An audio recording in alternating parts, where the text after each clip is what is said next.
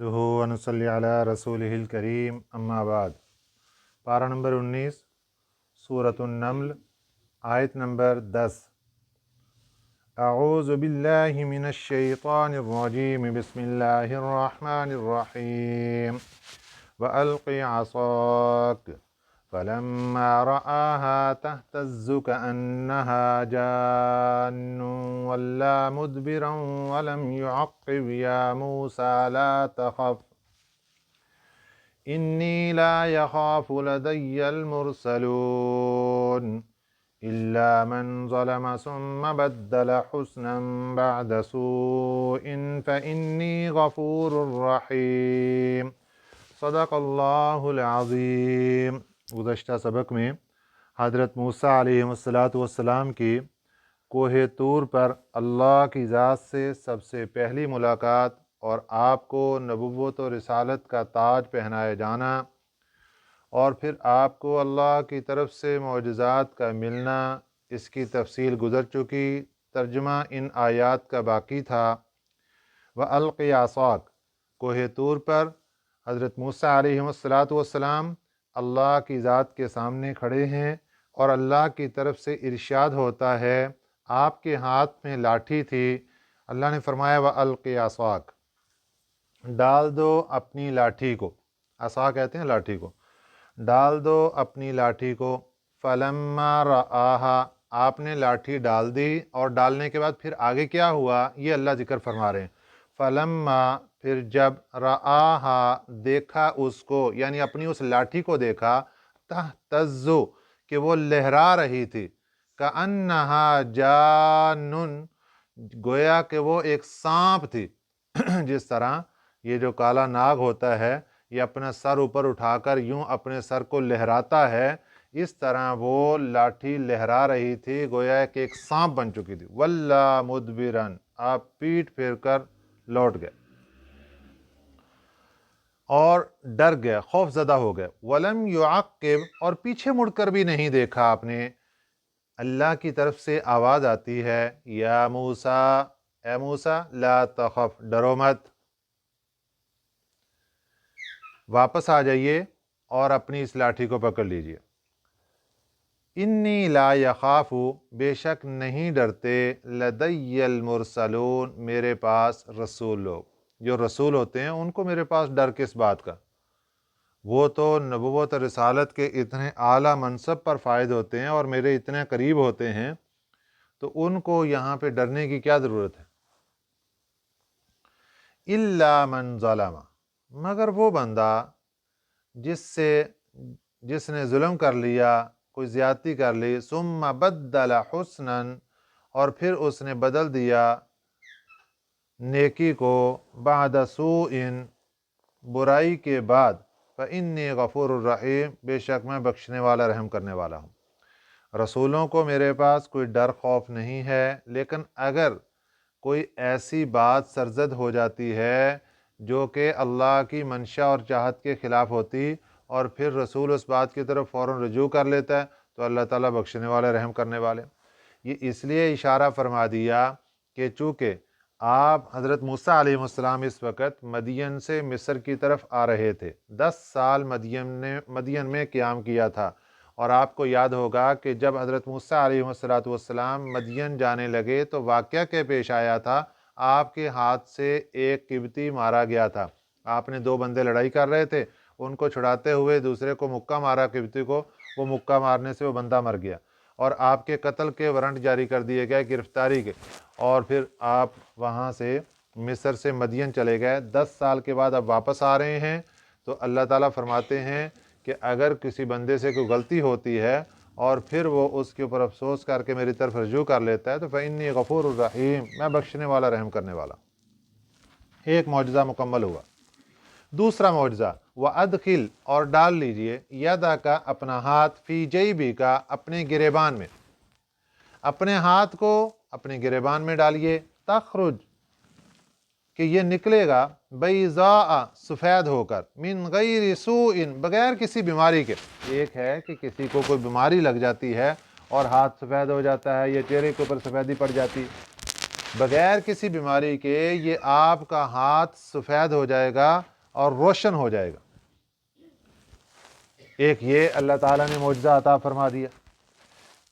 یہ دو معجزے وہ تھے جو اللہ تعالیٰ نے کوہ طور پر پہلی ملاقات میں حضرت موسیٰ علیہ السلام کو عطا فرمائے۔ ٹوٹل حضرت موسیٰ علیہ السلام کے پاس 9 معجزات تھے، جن کا ذکر پچھلی صورتوں کے اندر گزر چکا۔ فی 9 آیات، یہ ملا کر ٹوٹل 9 نشانیاں ہوئیں۔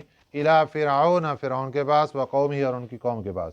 انہم کانوا قوما فاسقین، بے شک وہ نافرمان قوم بن چکی ہے۔ فلما جاءتہم، پھر جب آگئے ان کے پاس، آیاتنا، ہماری نشانیاں لے کر، مبصرتاً، کہ دکھائیں ان کو، سمجھائیں ان کو، قالوا ھذا سحر مبین، وہ سب کہنے لگے یہ تو بڑا کھلا جادو ہے جناب، یہ تو جادو ہے، جادوگر ہمیں جادو دکھا رہا ہے۔ انہوں نے معجزات کو جادو کہہ دیا۔ قالوا ھذا سحر مبین، یہ تو بڑا کھلا جادو ہے۔ وجحدوا بها، اور ان معجزات کا انکار کر دیا۔ وجحدوا بها، اور ان کا انکار کر دیا۔ لیکن واستيقنتها انفسهم، واستيقنتها، اور وہ یقین کر چکے تھے ان معجزات کا، انفسهم، اپنے دل میں مان چکے ہیں، پتہ لگ چکا ہے۔ جادو تو اور چیز ہوتی ہے، معجزہ ایک اللہ تعالیٰ کی طرف سے انبیاء علیہ السلام کو ایک تحفہ ہے، اور امت کی رہنمائی کے لیے اللہ تعالیٰ کی طرف سے بہت بڑی دلیل ہے نبوت اور رسالت کی۔ اب دل سے مان چکے ہیں، وَاسْتَيْقَنَتْهَا، اور وہ یقین کر چکے تھے، انفسهم، اپنے دل میں۔ لیکن بھئی انکار کیوں کر رہے تھے پھر؟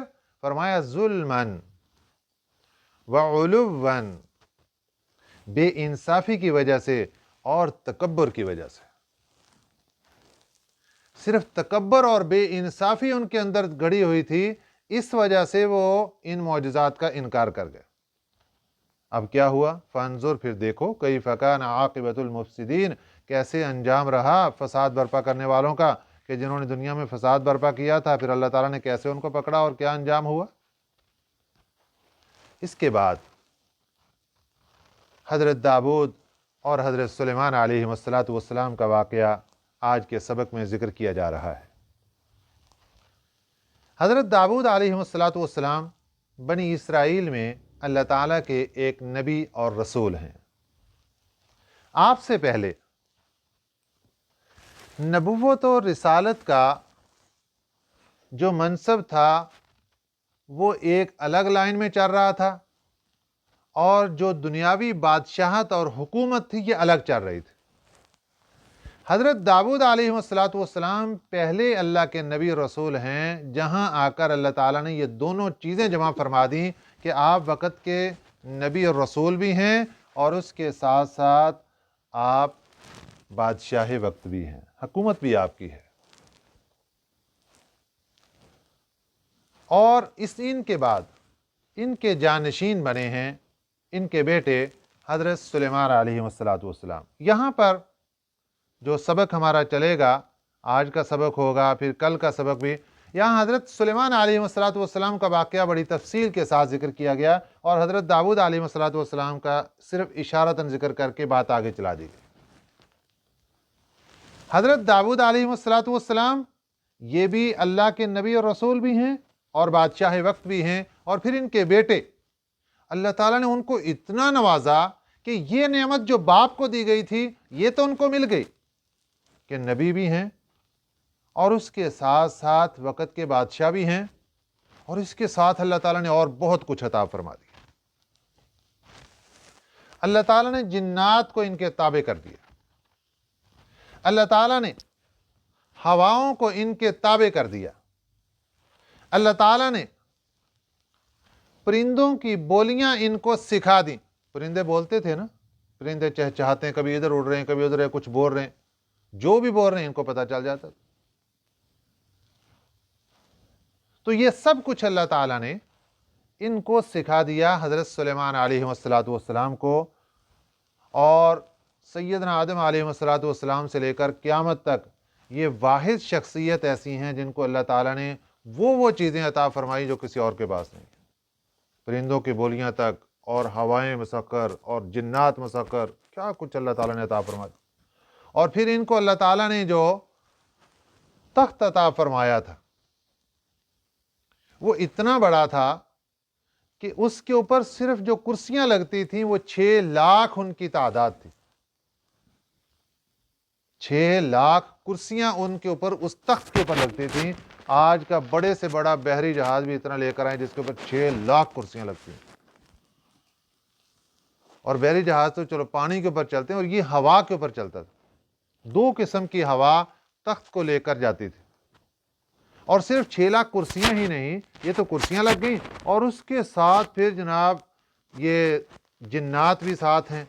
3 لاکھ کرسیاں جنات کے لیے، 3 لاکھ انسانوں کے لیے، اور اوپر پرندوں کی ڈیوٹی ہوتی تھی کہ پرندے پورے تخت کے اوپر سایہ کر کے رکھتے تھے جب ضرورت پڑتی تھی۔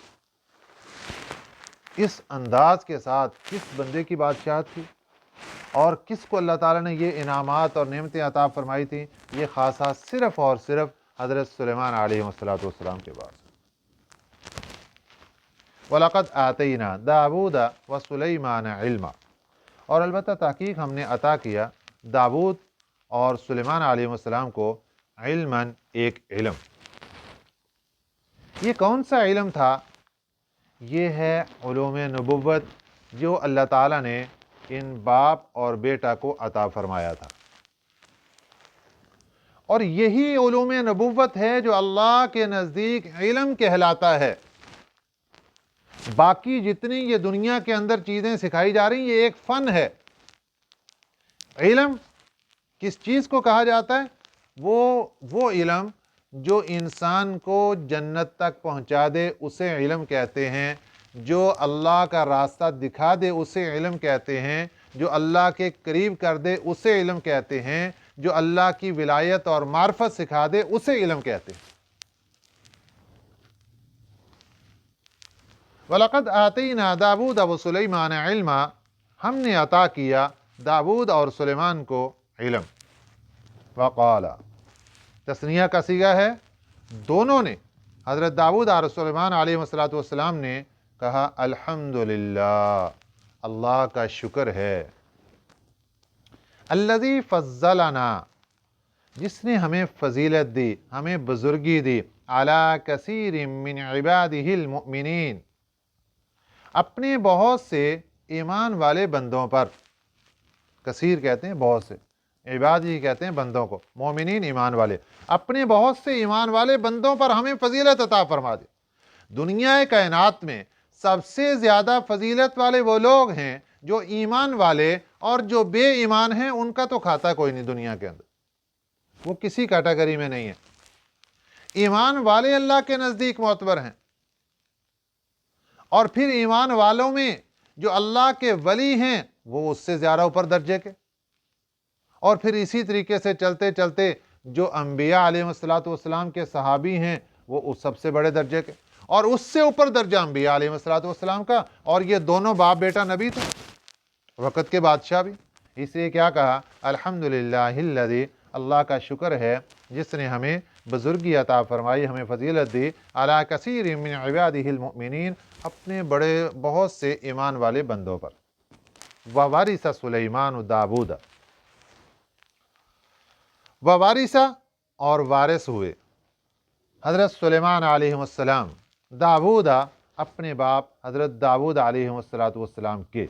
یہ بات بہت غور سے سمجھنے والی ہے۔ حضرت داود علیہ السلام کے 19 بیٹے تھے، ان میں قرآن پاک نے جو تذکرہ کیا وہ صرف حضرت سلیمان علیہ السلام کا تذکرہ کیا کہ آپ اپنے باپ کے وارث ہوئے۔ کس چیز کی وراثت انہوں نے حاصل کی؟ جس کا تذکرہ پچھلی آیت کے شروع کے اندر اللہ نے دے دیا کہ وَلَقَدْ آتَيْنَا دَاوُودَ وَسُلَيْمَانَ عِلْمًا، یہ جو علم اللہ نے ان کے والد حضرت داود علیہ السلام کو عطا فرمایا تھا، علوم نبوت، وہ اس چیز کے وارث حضرت سلیمان علیہ السلام بنے ہیں۔ یہاں یہ مسئلہ یاد رکھیں کہ انبیاء علیہ السلام کی وراثت آگے نہیں چلتی، دنیاوی وراثت۔ انبیاء علیہ السلام کی دینی وراثت، علوم کی وراثت، عمل کی وراثت، یہ آگے چلتی ہے۔ ان کی وراثت درہم دینار نہیں شمار کی جاتی، اس کو وراثت نہیں بولا جاتا۔ ہمارے آقا صلی اللہ علیہ وسلم کی وراثت کو دیکھ لیجئے کہ آپ صلی اللہ علیہ وسلم نے وراثت چھوڑی ہے قرآن پاک، احادیث نبویہ صلی اللہ علیہ وسلم، اور کتنے آپ کے اقوال اور کتنے افعال اور کتنے اعمال جو صحابہ اکرام رضوان اللہ علیہم اجمعین نے دیکھے اور پھر اس پر عمل کیا، یہ ہے ہمارے نبی صلی اللہ علیہ وسلم کی وراثت۔ اور یہ سینہ بسینہ آگے چلتی چلتی آج آپ تک پہنچ رہی ہے کہ قرآن پاک کی تفسیر جس طرح ہمارے نبی صلی اللہ علیہ وسلم نے صحابہ کو سکھائی، اسی طرح ہم نے اپنے اساتذہ سے سیکھی اور یہ آج آپ کے سامنے رکھی جا رہی۔ یہ ہے نبی صلی اللہ علیہ وسلم کی وراثت جو کہ بانٹی جا رہی، جو کہ تقسیم کی جا رہی، اور آپ کو اللہ تعالیٰ نے قبول کیا ہے اور آپ اس وراثت کو لینے کے لیے جمع ہیں۔ یہ اللہ کا احسان ہے۔ اور دوسرا مسئلہ یہ یاد رکھیں کہ خود نبی اپنا باپ اگر اس کا نبی نہیں ہے تو اپنے باپ کا وارث بنے گا دنیاوی اعتبار سے۔ نبی اس کی وراثت تو آگے نہیں چلے گی دنیاوی اعتبار سے، لیکن نبی کا باپ اگر نبی نہیں ہے تو پھر اس کی دنیاوی اعتبار سے اس کی وراثت اپنے بیٹے کو ملے گی، جس طرح ہمارے آقا سید الاولین والآخرین امام الانبیاء حضرت محمد الرسول اللہ صلی اللہ علیہ وسلم، آپ کو اپنے والد محترم حضرت عبداللہ، ان کی وراثت آپ کو ملی ہے۔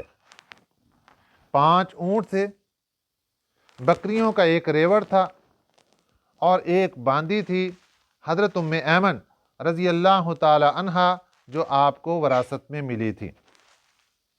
حضرت ام ایمن رضی اللہ تعالی عنہا ایک حبشیہ خاتون تھیں، مگر بڑی صاحب فضیلت خاتون تھیں۔ انہوں نے نبی پاک صلی اللہ علیہ وسلم کو گود میں اٹھایا تھا، آپ ان کی بڑی قدر کیا کرتے تھے، اور آپ صلی اللہ علیہ وسلم نے جب آپ بڑے ہوئے ہیں تو پھر ان کو آزاد کر دیا تھا۔ اور یہی حضرت ام ایمن رضی اللہ تعالی عنہا ہیں کہ جن کے ساتھ پھر آپ صلی اللہ علیہ وسلم نے اپنے منہ بولے بیٹے حضرت زید بن حارث رضی اللہ تعالی عنہ ان کی شادی کرتی تھی، اور پھر یہاں سے اللہ تعالیٰ نے ان کو بیٹا عطا فرمایا جس کا نام تھا حضرت اسامہ بن زید رضی اللہ تعالیٰ عنہ، جو کہ آپ صلی اللہ علیہ وسلم کے وفات کے آخری ایام میں، مرض الوفات کے آخری ایام میں آپ صلی اللہ علیہ وسلم نے اس صاحبزادے حضرت اسامہ بن زید رضی اللہ تعالیٰ عنہ کی سرکردگی میں ایک لشکر جہاد کے لیے روانہ فرمایا تھا، جس کی تفصیلات بہت زیادہ۔ تو یہ تھی آپ صلی اللہ علیہ وسلم کو جو وراثت ملی۔ یہاں پر قرآن پاک نے وَوَرِثَ سُلَيْمَانُ دَاوُودَ کے وارث ہوئے، قائم مقام ہوئے حضرت سلیمان اپنے باپ داؤد علیہ السلام کی۔ کون سی وراثت؟ علوم نبوت کی وراثت۔ اگر وراثت ہوتی دنیاوی تو آپ کے تو 19 بیٹے تھے، باقی 18 بیٹوں کا ذکر کیوں نہیں کیا گیا کہ وہ بھی وارث بنے ہیں؟ معلوم ہوا یہاں دنیاوی وراثت ہے ہی نہیں، یہاں ہے ہی دینی وراثت اور علوم کی وراثت ہے۔ یہ اللہ تعالیٰ نے حضرت سلیمان علیہ السلام کو عطا فرمائی، اور یہ بھی ایک عجیب واقعہ ہے۔ حضرت سلیمان علیہ السلام آپ کی عمر اس وقت 12 یا 13 سال کی تھی جب اللہ تعالیٰ کی طرف سے حضرت داؤد علیہ السلام کو حکم ملتا ہے آپ اپنے بیٹوں میں سے کوئی بھی اپنا خلیفہ نامزد کر دیجئے۔ حضرت جبرائیل امین علیہ السلام تشریف لاتے ہیں اور ایک بند لفافہ لا کر حضرت داؤد علیہ السلام کو سپرد کر دیا کہ آپ اپنی مجلس شورا بلائیں، اپنی کمیٹی بلائیں ساری، اور بلا کر اپنے بچوں کو بھی وہاں بٹھائیں اور بٹھا کر اعلان کر دیں کہ بھئی یہ بند لفافے کے اندر چند سوالات ہیں، جو میرا بیٹا ان سوالات کا صحیح جواب دے دے گا وہ میرا جانشین منتخب ہو جائے گا۔ بچے بڑے تھے، بچے حضرت سلیمان علیہ السلام کی عمر تو چھوٹی تھی، سوالات سامنے رکھے گئے، بچے جواب نہیں دے پائے۔ حضرت سلیمان علیہ السلام کی عمر چھوٹی تھی، آپ نے عرض کیا ابا جان اگر مجھے اجازت ہو تو میں جواب دے دوں؟ نے فرمایا ٹھیک ہے دے دیں آپ۔ حضرت سلیمان علیہ السلام نے وہ ٹوٹل 9 سوالات تھے، ان کے صحیح ہو بہو جوابات دے دیے، اور وہاں سے چونکہ پہلے اعلان کر دیا گیا تھا کہ جو بھی ان سوالات کے صحیح جوابات دے گا بچوں میں، بیٹوں میں، اس کو جانشین منتخب کر دیا جائے گا، تو حضرت سلیمان علیہ السلام نے صحیح جوابات دیے۔ آپ کی عمر اس وقت 12 یا 13 سال کی تھی اور آپ کو اسی وقت جانشین منتخب کر دیا گیا۔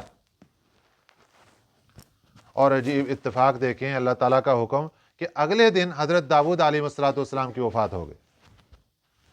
اور وفات کیسے ہوئی؟ آپ جب گھر سے باہر جاتے تھے کہ گھر کو تالا لگا کر جاتے، جس طرح ہم جاتے ہیں نا، آج وہ دروازہ بند کر دیا، کنڈی لگا دی، تو پہلے زمانوں میں تو یہ اتنے تالے نہیں ہوتے تھے، لیکن آپ کا معمول یہ تھا کہ آپ تالا لگا کر گھر سے باہر جاتے تھے، گھر والے گھر میں اور تالا لگا، کوئی بندہ اندر نہ داخل ہو سکے۔ آپ تشریف لائے اور دیکھا کہ میرے گھر کے صحن کے اندر ایک آدمی کھڑا ہے۔ بھئی آپ کون ہیں؟ آپ کیسے بغیر اجازت کے میرے گھر کے اندر داخل ہو گئے؟ انہوں نے کہا میں وہ ہوں جو بادشاہوں کے پاس بھی اجازت کے بغیر چلا جاتا ہوں، مجھے پوچھنے کی ضرورت نہیں۔ آپ پہچان گئے یہ ملک الموت ہے، یہ حضرت اسرائیل علیہ السلام ہیں۔ روایات میں آتا ہے کہ آپ نے ایک کمبل اوڑھ لیا اور لیٹ گئے، اور حضرت اسرائیل علیہ السلام نے آپ کی روح قبض کر لی۔ یہ ہے وفات حضرت داؤد علیہ السلام کی۔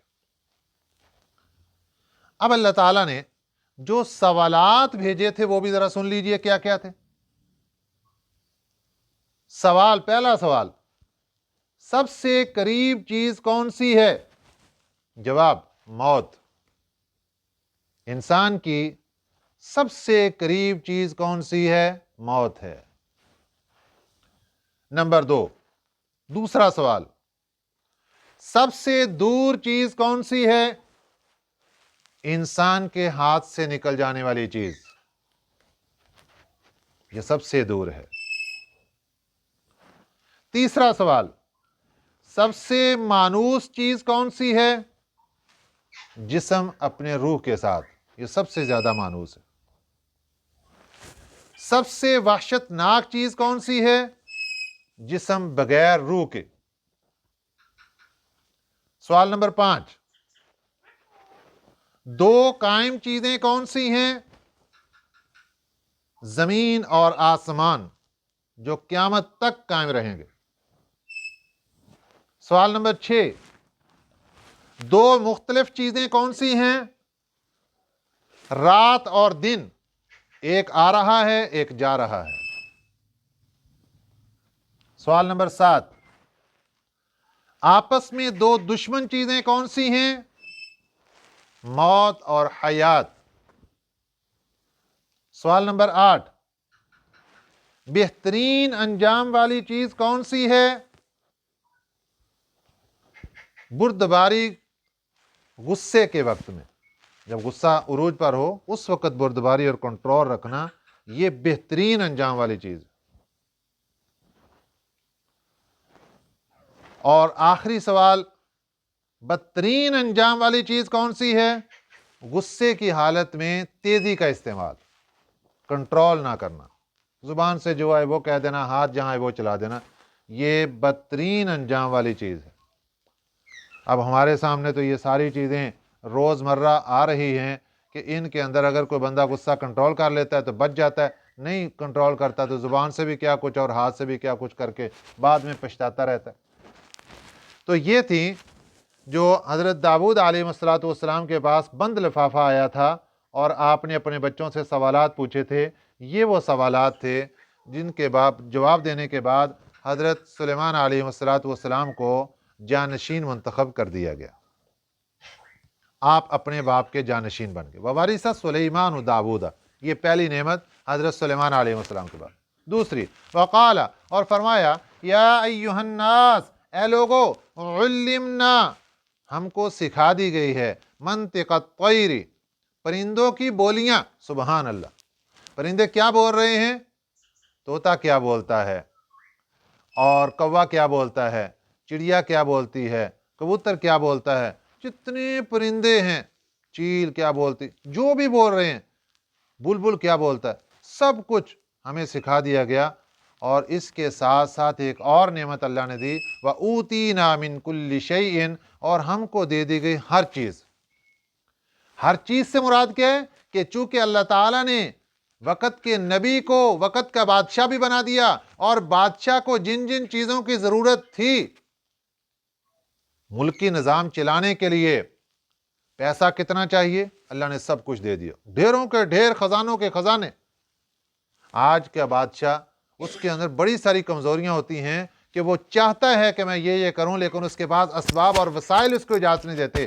لیکن حضرت سلیمان علیہ السلام نے فرمایا وَأُوتِينَا مِن كُلِّ شَيْءٍ، ہمیں اللہ نے سب کچھ دے دیا، سبحان اللہ۔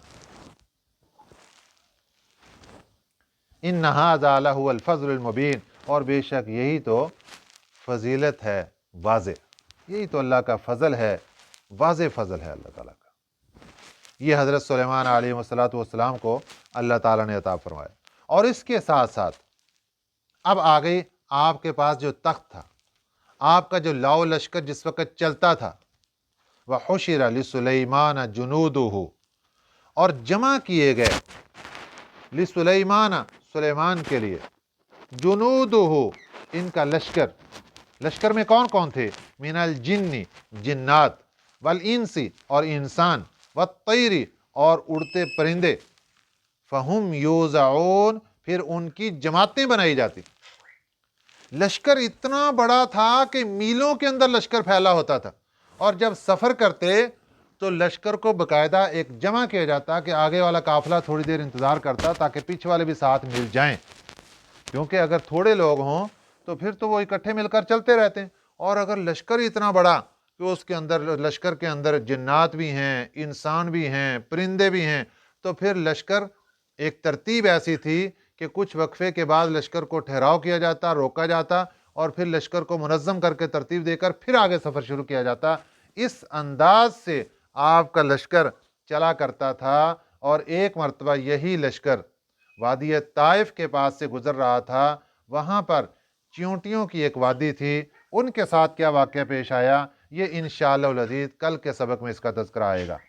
اللہ تعالی ہمیں صحیح سمجھ نصیب فرمائے، اور اللہ تعالی ہمیں قرآنی اعمال کرنے کی توفیق عطا فرمائے، آمین۔ وما علینا الا البلاغ المبین۔ اللہم صلی علی محمد وعلی